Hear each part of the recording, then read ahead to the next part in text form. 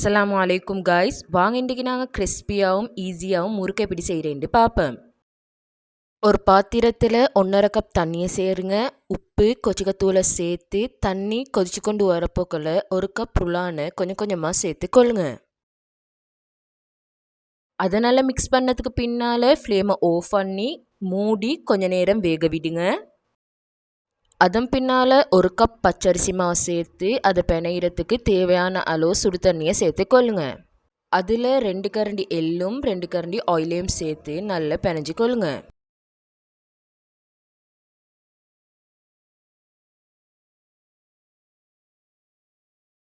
இந்த அளவு சாஃப்ட்டுக்கு பிணைஞ்சதுக்கு பின்னால் மேலுக்கால எண்ணெய் கொஞ்சம் தேய்ச்சி செய்யும் வர காட்டி மூடி வைங்க. பின்னால் முறுக்கச்சில் நல்லா ஆயிலை தேய்ச்சி மாவை அதில் போட்டு இப்படி உங்களுக்கு வேண்டிய டிசைனில் இந்த முறுக்கை செஞ்சு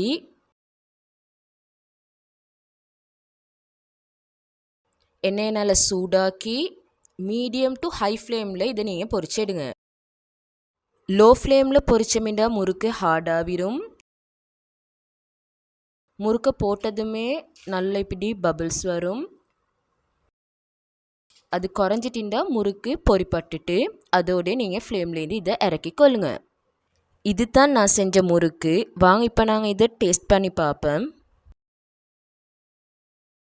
பாருங்கள் இந்த முறுக்கை எந்த அளவுக்கு கிறிஸ்பி ஆகிக்குதுண்டு. இதில் டேஸ்ட்டும் வேறு லெவல் ஆயிடுச்சு.